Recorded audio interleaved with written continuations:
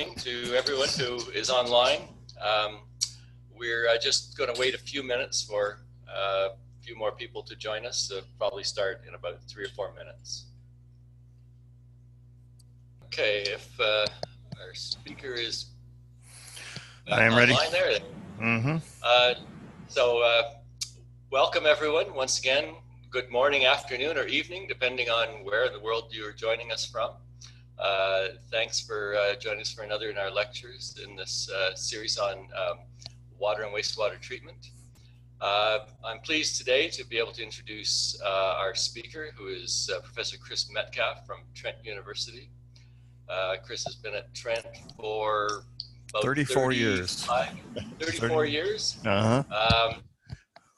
And he works in the area of organic contaminants and emerging contaminants, and also some nanoparticle work, and has done quite a bit of work in various parts of the world. I'm familiar that he's done some work in Ecuador and Singapore. I'm sure there's other parts of the world other than Canada that he can explain as well. And he's going to talk to us today on low-tech solutions for treatment of domestic wastewater. And I would just note that the topic has changed a little bit from the one that was originally listed in the announcement. So with that, I'll turn it over to you, Chris, and thank you again for your lecture. Thanks, Doug. Yes, the topic has changed. One of the presenters a few weeks ago from Johns Hopkins University covered a lot of the material that I was hoping to talk about, which was related to disinfection with ozone and UV irradiation, and also removal of contaminants of emerging concern. So I thought it would be useful to switch to a topic that I've been working on a fair amount lately, and that is low-tech solutions for treatment of domestic wastewater, because you've been learning about different technological approaches to treating wastewater, primarily in larger municipalities, but in fact that's probably not the way that most of the world treats their wastewater, if at all. And even in North America, we have situations, small municipalities, small communities, where installing a state-of-the-art wastewater treatment system just isn't feasible in terms of the throughput within the wastewater treatment plant, as well as the cost of building such an enterprise. So there are alternatives, and I want to talk about that today.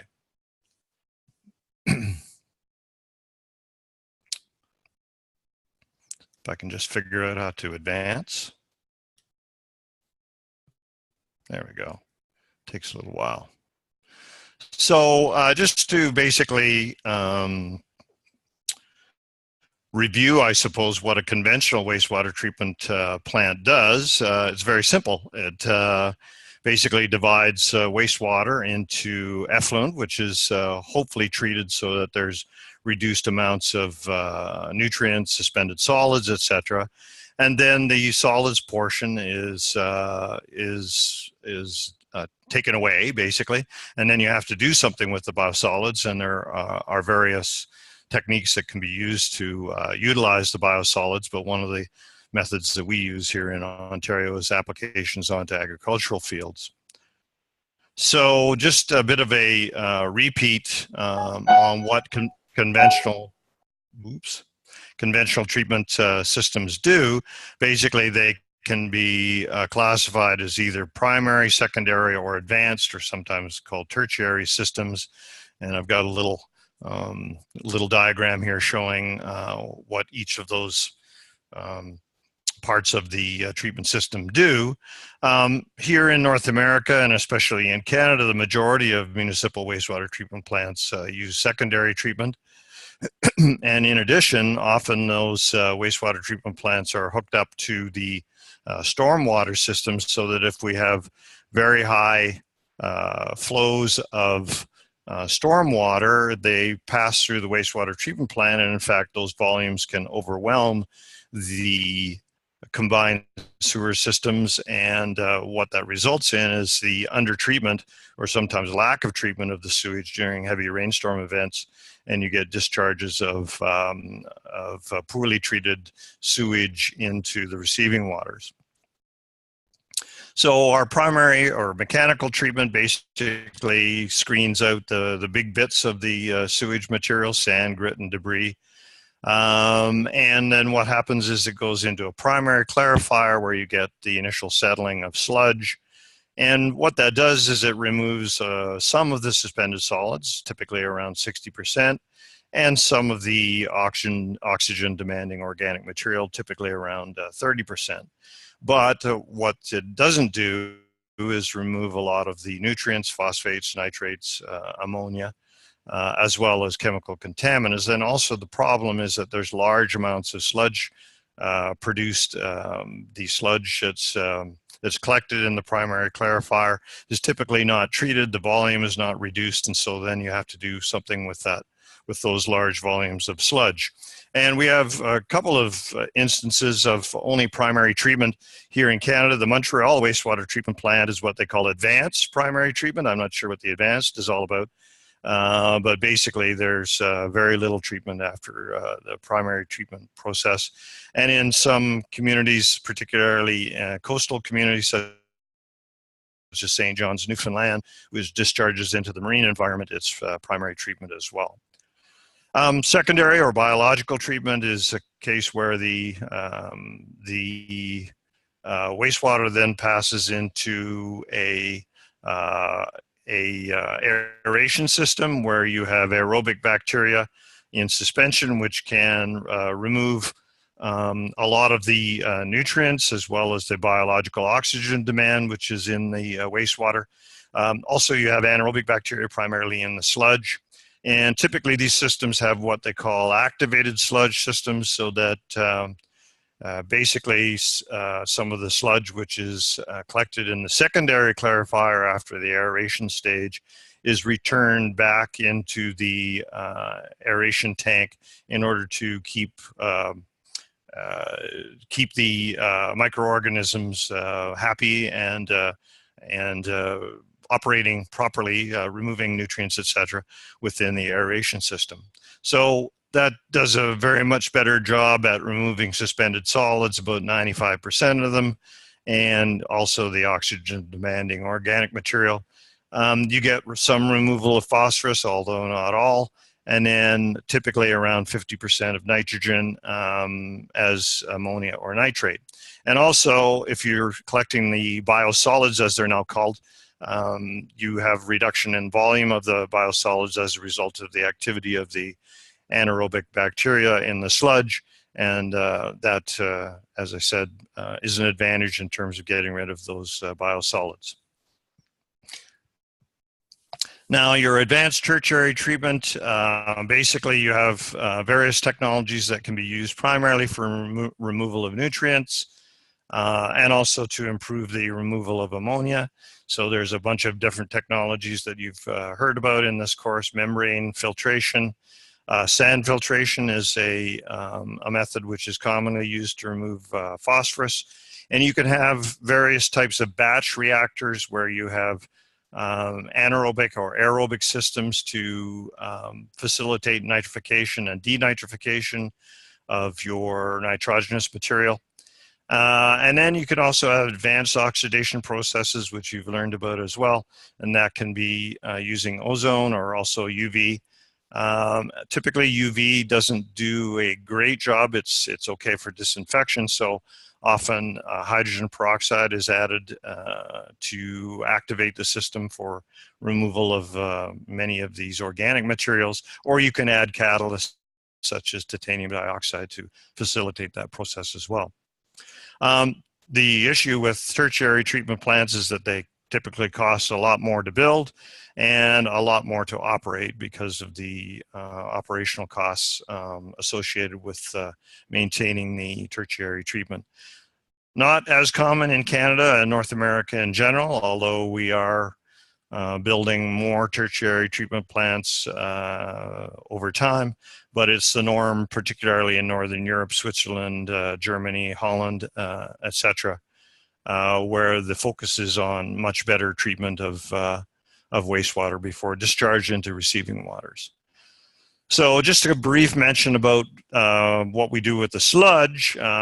Basically, as I tell people in the public here, we have to do something with it. We all produce sludge, and that is typically treated to form biosolids. The volume is reduced. A lot of the pathogens are reduced, somewhat the odor as well.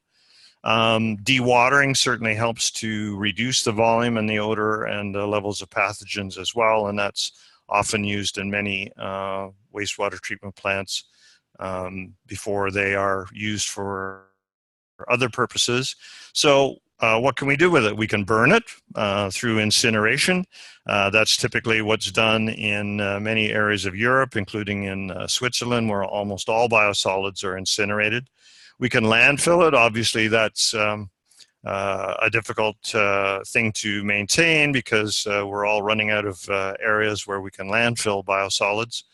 Or we can apply it onto agricultural land for soil amendment. Here in Ontario, about 35% of our biosolids are applied on agricultural fields, and the rest of it is landfilled. There has been some resistance among the public to that practice because of concerns about application of some of the contaminants which are present in biosolids onto agricultural land. Another application is the use for biogas production. You can produce methane and a little bit of carbon dioxide in the right types of bioreactor systems. I've done some work on that in the past, but that's kind of beyond the scope of the present talk. So here in Canada, here's a graph which basically shows the different types of wastewater treatment systems that we have in the various provinces, as well as in Canada in general. The far right-hand bar shows that we have still a large proportion of our wastewater treatment systems that do not use either secondary or tertiary treatment, and so they are classified as other, and I'll talk about what other means in a second. But a lot of primary treatment still goes on, particularly in coastal communities where you're getting discharges into the marine environment. I guess the thought is that the marine environment is very large and, you know, can assimilate the primary treated sewage which is discharged into it. I would argue against that. For conventional wastewater treatment plants, as I mentioned, primarily secondary treatment, although in some provinces we're getting more and more treatment systems which are tertiary. However, we have some problems with our wastewater treatment plants. Many of them are out of compliance for discharges of ammonia. We have an Environment Canada guideline of having ammonia less than 1.25 milligrams per liter. Many of our wastewater treatment plants are out of compliance with that regulation, and often we have phosphorus levels that are too high as well. And there's concerns about eutrophication in the receiving waters. Our disinfection systems are primarily chlorination, all closely followed by UV disinfection. And we only have, as far as I know, one ozonation disinfection system, and that's in the town of Cobourg, which is actually quite near Peterborough. The city of Montreal will soon be installing an ozonation disinfection system as well. Ozonation is far more common in Europe than in North America, where UV and chlorination is the norm. Often the disinfection is done seasonally, so just during the summer months when there's concern about recreational use of receiving waters, and also you have greater survival, I suppose, of pathogens in the water. As I mentioned, Environment Canada now has regulations for some parameters. They include 25 milligrams per liter for total suspended solids, The same threshold for biological oxygen demand, 25 milligrams per liter. As I mentioned, our ammonia is supposed to be below 1.25 milligrams per liter as ammonia nitrogen. And then if there's chlorine disinfection, the residuals are supposed to be below 0.02 milligrams per liter. However, here in Canada, about 18% of municipalities do not have wastewater treatment plants. And you can see that a lot of these occur in our maritime provinces on the East Coast, New Brunswick, Nova Scotia, as well as in Newfoundland and in Prince Edward Island. And that is because we don't have so many large urban centers in those areas, and many of the small rural towns have other wastewater treatment systems. In addition, many of the larger centers just discharge their wastewater into the marine environment just with primary treatment. So in those smaller communities, typically there's either centralized sewage lagoon systems or in some cases septic systems. I'm not going to talk about septic systems, which are primarily done as at the individual household level. But I will talk a fair amount about different types of sewage lagoons. See what the time is. Okay. So, as I mentioned, wastewater lagoons are used in many small communities in Canada as well as the United States, and I dare say in many other areas around the world, in Asia, etc. Here in Canada, we have over 900 lagoon systems distributed across the country. And in the province of Ontario, where I am, there's over 165 lagoon systems. So they're quite widespread. Basically, you have two designs. They can be facultative, as they're called. You have no aeration. Basically, any aeration that occurs just occurs naturally as a result of wind action. And as a result, they're often hypoxic at the bottom, where you have the greatest degree of biological oxygen demand, and only sufficient amounts of air, dissolved oxygen in the water closer to the surface.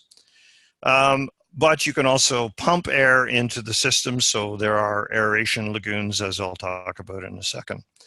And basically, there's two types of operation. There's continuous discharge systems, where, as the name suggests, you have continuous discharge of the effluent into receiving waters, or often you get seasonal or intermittent discharge. Typically, discharge occurs either in the spring and or the fall.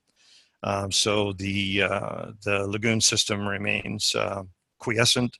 There's no discharge over the winter or over the summer months. So a few years ago, as you can see in 2012 and 2013, we actually participated in a survey of some sewage lagoons in Ontario. The little map here shows the locations of these different sewage lagoons distributed from east to west in southern Ontario. And we selected sewage lagoons so that there would be 3 of them that were continuous systems and 3 of them that were seasonal systems that discharge primarily in the spring and in the fall.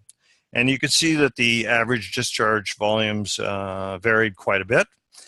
You can also see that there were some enhancements with some of them. For instance, as I'll talk about in a second, the Brighton Sewage Lagoon also had a constructed wetland associated with the lagoon system, and there was a sand filter associated with the seasonal sewage lagoon in Exeter. So I just want to talk about a couple of these systems, both of them being continuous lagoon systems, continuous discharge lagoon systems, one in Lakefield and one in Brighton, Ontario. Lakefield just north of where I am right now in Peterborough, and Brighton being somewhat to the southeast. So the Lakefield Sewage Lagoon, as I mentioned, is a continuous discharge system, and it has both aerated and facultative cells. You can see on the on your left what the lagoon looks like during the summer, and you can see on the right what the lagoon looks like in the winter. You can see that the facultative lagoon in the winter has is covered with ice, and therefore the degree of treatment in that system is probably minimal. But you can see that the aeration system in the winter is still operating. You can see those little circles. Those are areas where the aeration is occurring. You can see on the left that the wastewater takes a circuitous route. It passes through various baffles, and the aeration keeps the lagoon system aerated so that you have aerobic bacteria which are capable of breaking down a lot of the organic material. However, as you can imagine, the degree of treatment in the winter is certainly less than the degree of treatment that you would expect in the summer. Typically, this operates at about 50% of the capacity, rated capacity of 2,300 cubic meters per day of treated wastewater. In the summer months, there's UV disinfection to remove pathogens. Here's some data which illustrates some of the issues. I wonder if I can use this this little annotate thing here. What you can see is that during the summer, and this is before the disinfection step, you have high concentrations of potentially pathogenic bacteria which are occurring, and this is because the bacteria can survive in the warmer temperatures within the lagoon, and so that's why they have the disinfection step at that time. Also, you can see that just illustrated by the levels of total Kaldol nitrogen, that during the winter months, you're getting very little removal of nitrogen. In fact, you're getting negative removal in some cases. So that basically means you're getting additions of nitrogen relative to what's coming into the wastewater lagoon during that period of time. So so the green bars there are the final effluent, the percent removal of total Kaldol nitrogen in the final effluent, and the blue bars are at the midpoint just after the aeration lagoon before it goes into the facultative lagoon. So things aren't working so well in the winter. And you have potentially pathogenic bacteria which are showing up in the summer months.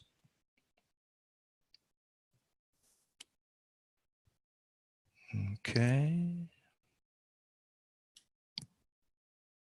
Not sure why I'm not advancing.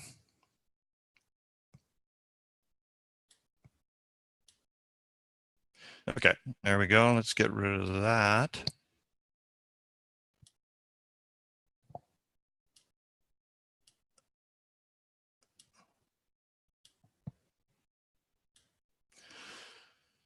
Okay, so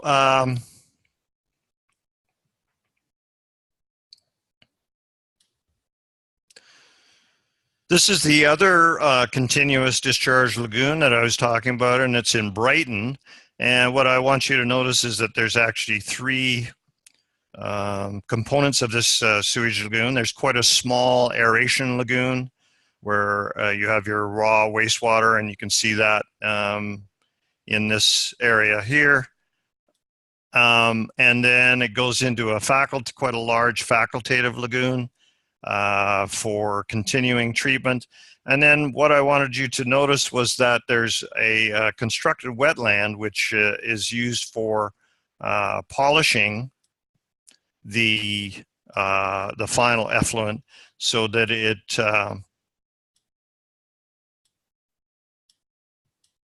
it reaches the regulatory requirements for discharge into the receiving waters, which are actually into Presqu'île Bay in the northeastern part of Lake Ontario.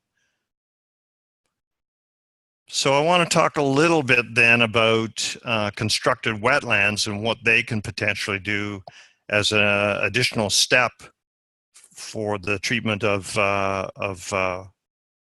lagoon systems, the effluent from lagoon systems. I'm struggling with the technology here. Trying to advance.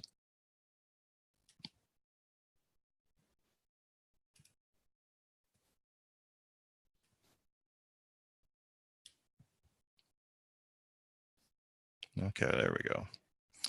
So A lot of people think that the plants in wetland treatment systems carry on a large function, and think that, well, what's happening is that the plants, especially the vegetative parts of the plants, are responsible for much of the treatment. In fact, that's not the case. You can get some uptake of some nutrients, obviously, as well as some metals into the vegetative part of the plants, but the primary function of the plants is to basically act as little oxygen pumps, as I call them, to pump oxygen into the substrate. And then you have a large microbial population associated with what's known as the rhizosphere. So this is the root systems within the plants. And most of the treatment within constructed as well as natural wetlands goes on as a result of the fact that you have a micro ecosystem, if you will, within the rhizosphere, where you have oxygenated parts of the substrate, and you have aerobic bacteria which are capable of removing a lot of the organic material as well as nutrients from the wastewater that's passing through the soil system. So basically what the plants do is enhance the treatment by producing a microenvironment where you have natural aerobic bacterial communities that are associated with the root zone. So a little bit about wetlands. Of course, we have natural wetlands, and they are defined according to whether they are swamps or marshes or bogs or fens. For the ecologists out there, you know this already, but swamps basically are treed landscapes. They have very high productivity and biodiversity. We don't tend to have too many of them here in Canada because of our climate, but certainly in tropical, subtropical, and temperate areas of the world, there are large areas with swamps. Marshes basically have no trees, but there are tall grasses or sedges, emergent species of plants which are present, and they also tend to have high productivity and biodiversity. Low productivity areas are bogs and fens. These are basically consist of waterlogged soil, and they're basically a buildup of organic soils called peat. Bogs are typically fed by precipitation, and fens by either upwelling of groundwater or by surface runoff. So bogs and fens don't tend to be used as natural treatment wetlands, but certainly there are cases where swamps and marshes are used. And I'll talk a little bit about a couple of examples. So those are natural wetlands. What are constructed wetlands? Well, basically, we create these for several reasons. We might want to restore or create new habitat for wildlife.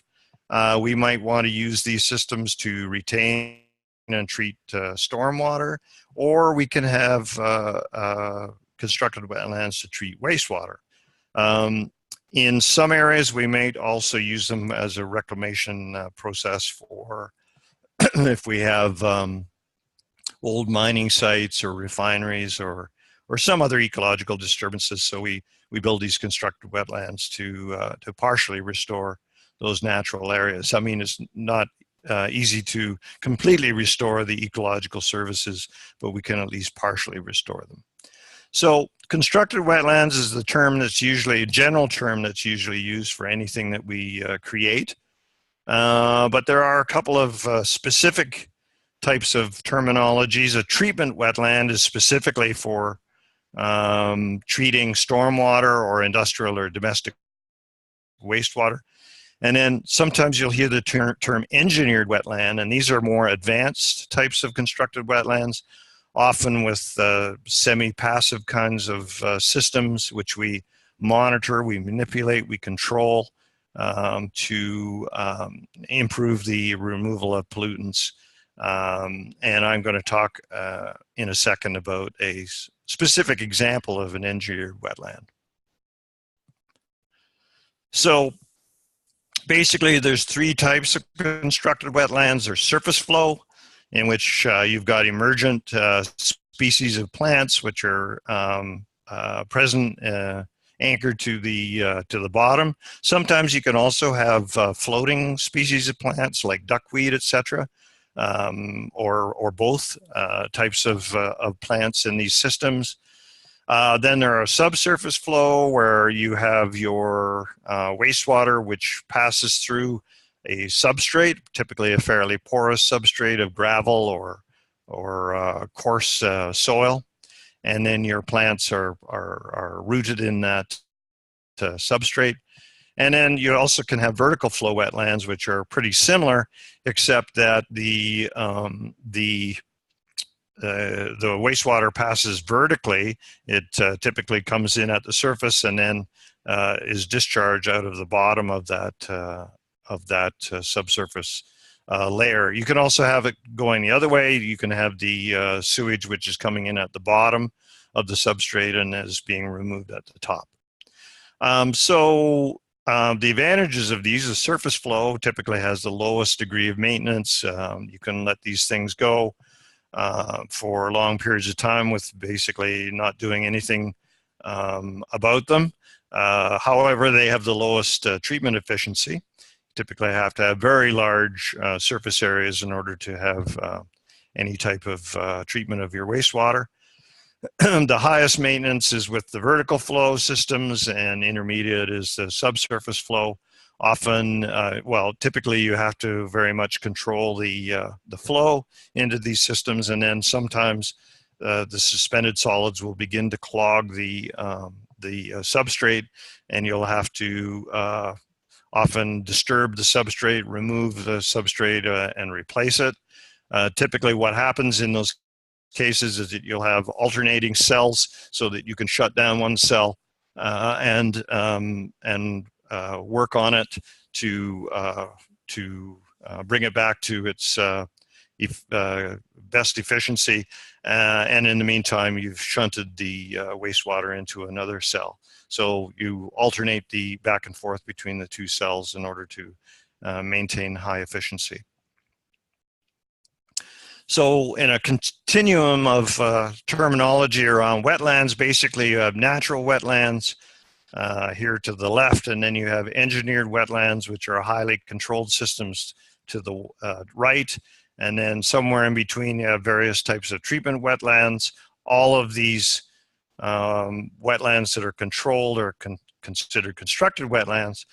And the natural wetlands have the lowest energy input. Basically, you just let them go. And they don't require too much in maintenance, and they have the highest degree of ecological services. They act as habitat. They are removing nutrients from the wastewater. They also could be used for recreational purposes, if to go and see the wildlife in the area, etc. Whereas with constructed wetlands, obviously you lose some of those ecological services.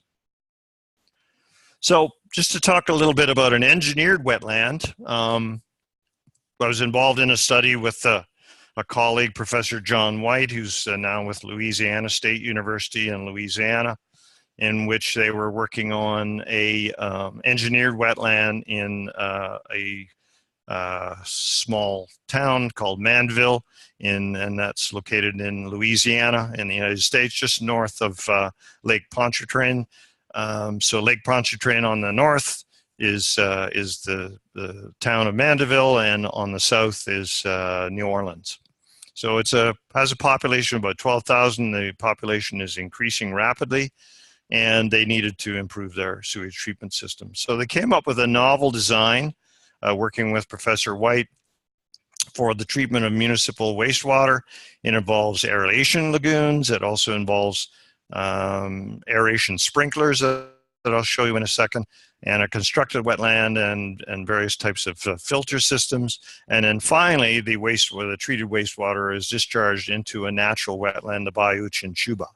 So I'll show you how that works. First of all, as I mentioned, Mandeville is located on the north shore of Lake Pontchartrain in New Orleans. So you can see where that's located. And here's the treatment system. As I said, this is an engineered system, so it's highly controlled, highly monitored, and you have energy going into the system in terms of the aeration lagoons. as well as aeration sprinklers. So here's a picture of the aeration lagoons. You basically have 3 different cells which are aerated. They're about around 2 to 2.5 meters deep. You have about a 9-day retention time in each of these cells for a 27-day total retention time for the wastewater. So you can imagine a fair amount of nutrient removal and reduction of organic material goes on in those aeration lagoons. Then that goes into a treatment wetland, and as you can see, there's some vegetation, and then there's also these rock filters. You can see the person there that's basically moving some of the substrate around in those rock filters. So what happens is the wastewater goes through the natural vegetation and then is collected in those rock filters. And then about 60% of that is returned to a sprinkler system, which you can see here. And basically, that sprinkler system sprays the treated wastewater out into a rock filter or a trickling filter bed, which you can see at the base of the filters. And then that passes once again through that treatment wetland. And then there's a final UV disinfection, and then the wastewater is discharged into Bayou Chinchuba. So you can see that this is pretty close to a a conventional wastewater treatment plant, but it makes use of natural treatment systems such as the treatment wetland, vegetation, etc., to mediate the removal of a lot of the nutrients as well as organic material. And then your final treatment takes place in the Bayou Chinchuba. You can see the path of movement of the wastewater through this swamp system, and then the final discharge into the north shore of Lake Pontchartrain. So you get very high quality wastewater, which is finally discharged into Lake Pontchartrain, very similar in the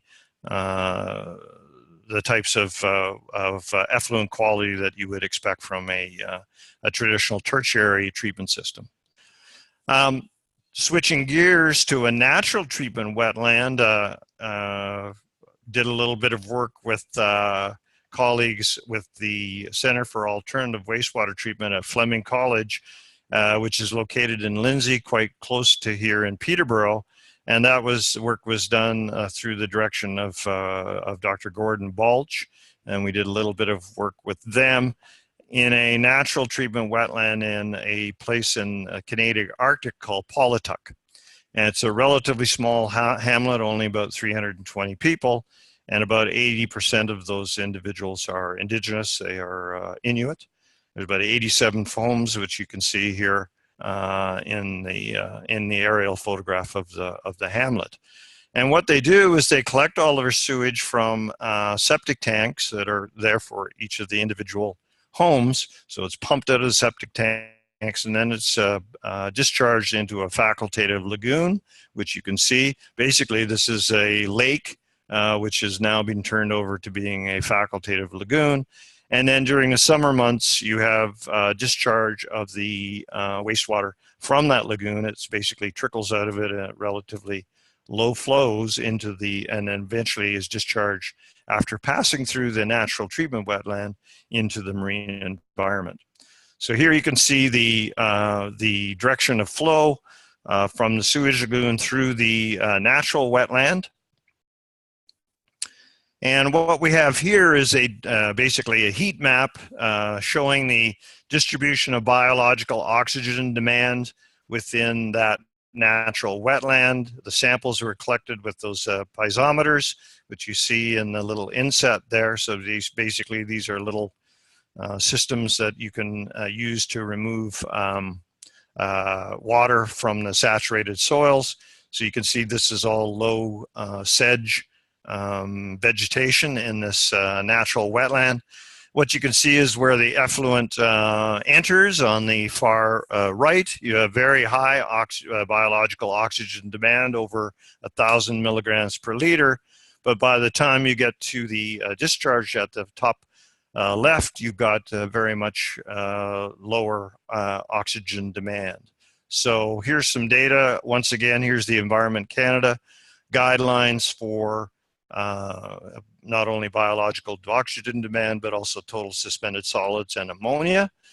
At the influent, you can see the biological oxygen demand, is around 50 milligrams per liter, clearly above the Environment Canada guidelines. But by the time the wastewater passes through the natural wetland and is discharged in the effluent, you can see that it's at 2 milligrams per liter, far below that guideline value.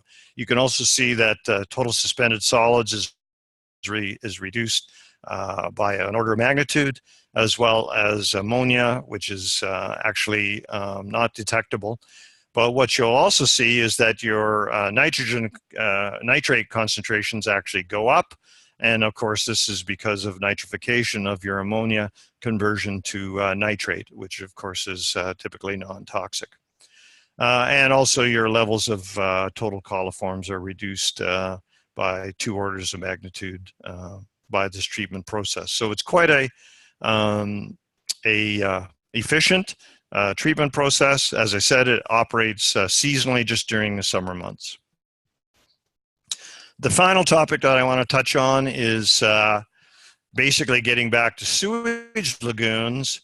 Basically, if we have a facultative sewage lagoon that doesn't work too well, it doesn't meet the regulatory guidelines, there's not too many alternatives to trying to improve that lagoon. And I'm showing this inset a lagoon that we're working on for the Rainy River First Nation in Northern Ontario, which is typically out of compliance with the Environment Canada regulations in terms of ammonia, total suspended solids, and biological oxygen demand.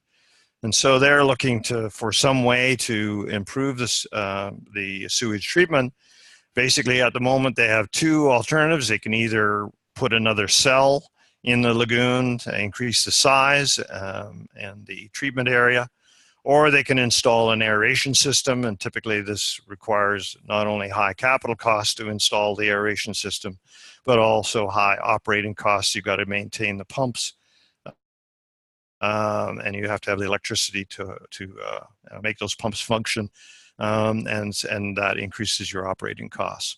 So what we've been working on is possibly a third option, which we call integrated ozonation and lagoon treatment. And using this the system, what we do is we ozonate a small portion of the wastewater in the lagoon for a relatively short period of time, typically between 5 and 10 days. And what this does is to transform some of the more complex organics to smaller molecules that are more biodegradable for the bacteria. However, it's a bit of a balancing act because we don't want to kill the bacteria. Of course, ozone is a disinfection technique as well. So you want to maintain your bacterial population while maybe improving the biodegradability of the effluent. So it's a balancing act.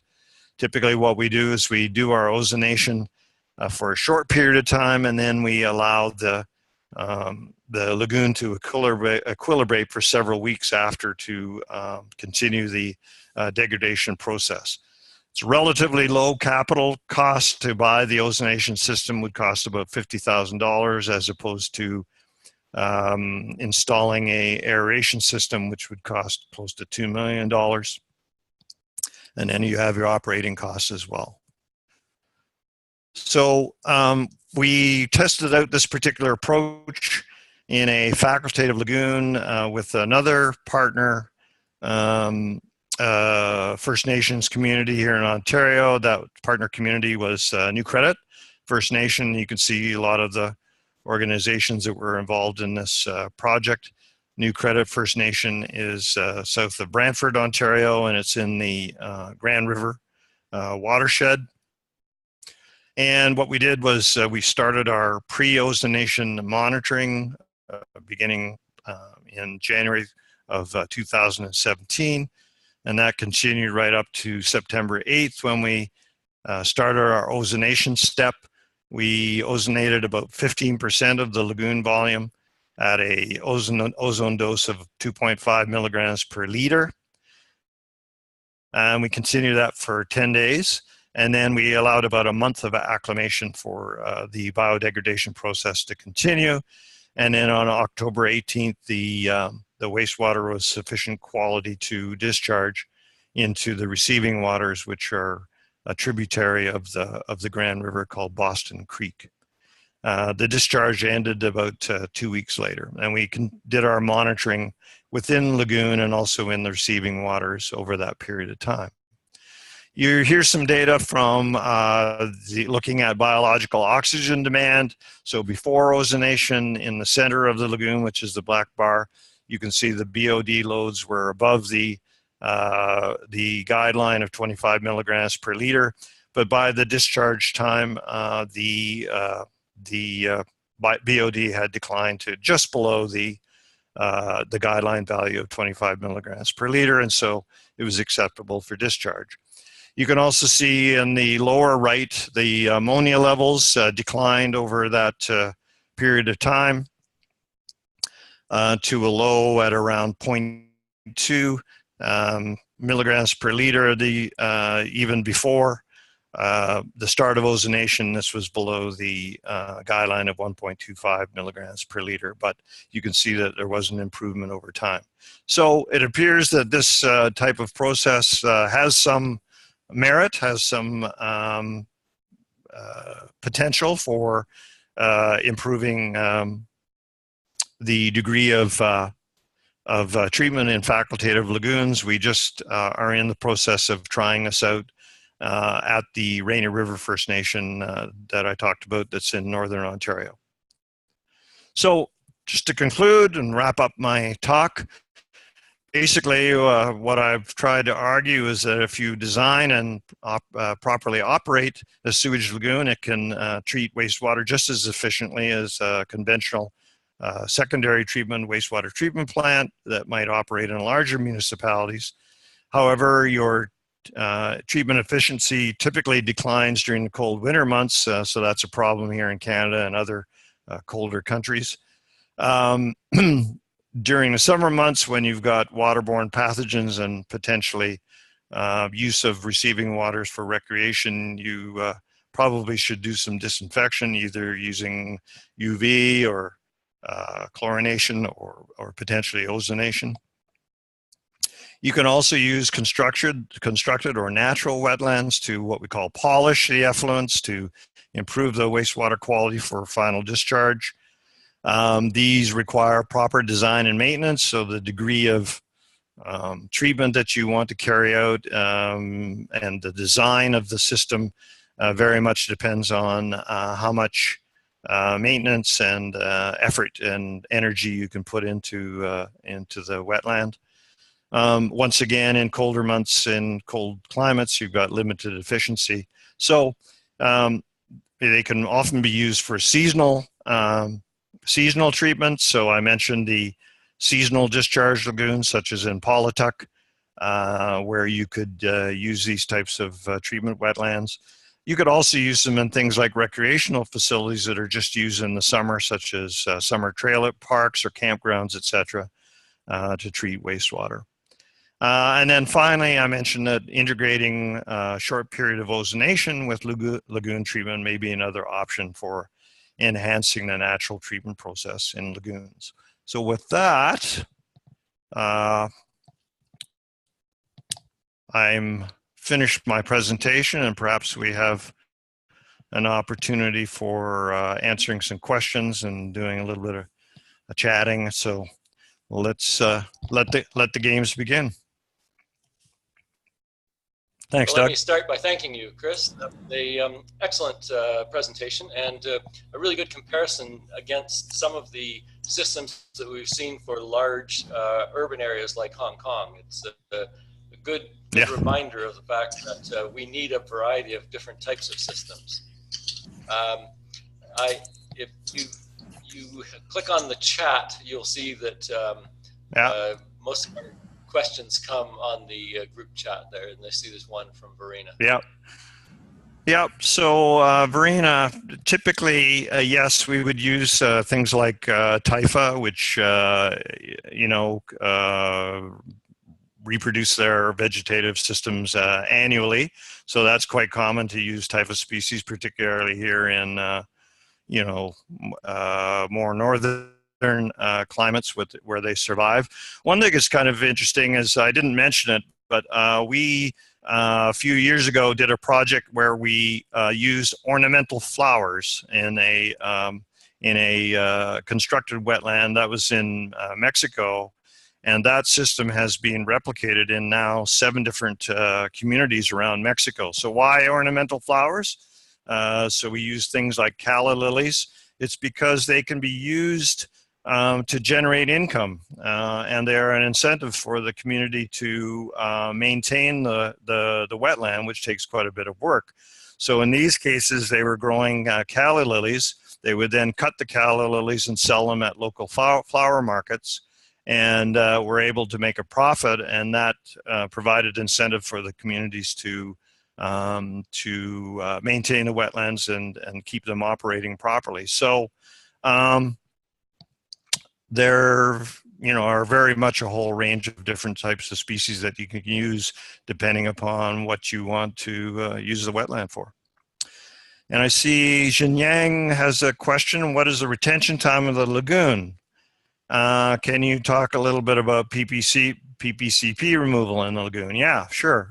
So I didn't mention, we did some work on the removal of pharmaceuticals and personal care products in that lagoon in Louisiana. And we did get very good removals, up over 90% of pharmaceuticals and personal care products in that system. As I mentioned, the retention time in that lagoon is quite long, 9 days just in the aeration system, and then it's an additional, I believe, 3 or 4 days passing through the constructed wetlands until it gets into the swamp. So it's very much is a long retention time. Trying to think.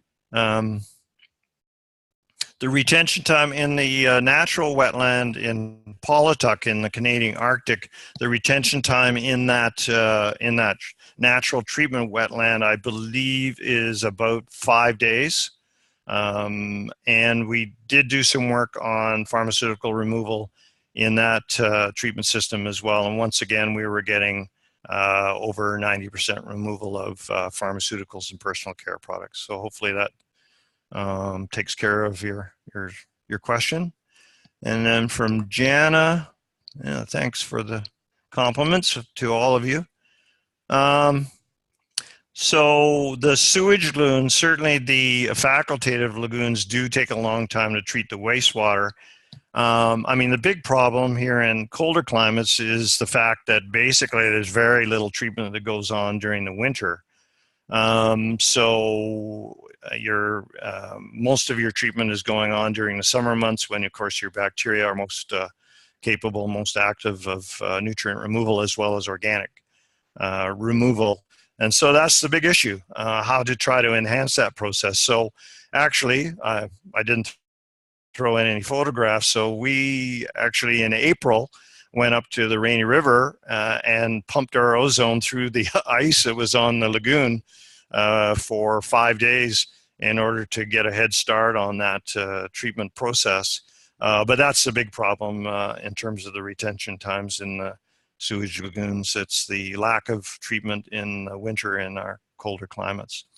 And then you got, how long do engineered wetland wastewater treatment systems take compared to conventional industrial? Okay, well, obviously they take much longer. So let's say in a secondary wastewater treatment plant, your retention time might only be 2 to 3 days, whereas your retention times, as I mentioned, in these natural systems would be, anywhere between, depending on the system and how it was constructed, would be anywhere between 5 to even 20 days in some instances. So what you're doing in a conventional wastewater treatment system is you're basically reducing the footprint. You're having a very much smaller type of footprint where you can, in a municipality, you can have a relatively small area that is taken up by the wastewater treatment plant. You're also reducing your hydraulic retention time to, as I mentioned, 1 or 2 or 3 days, depending upon the treatment system. And what you're doing in the natural or the constructed wetlands is you're very much increasing the area for treatment. And in addition, you're increasing your retention times. So it depends upon, you know, whether you're in an urban environment where space is at a premium, such as in Singapore, or you're in a more rural area where space is not so much a premium, and you can design these larger systems. So I hope that helps.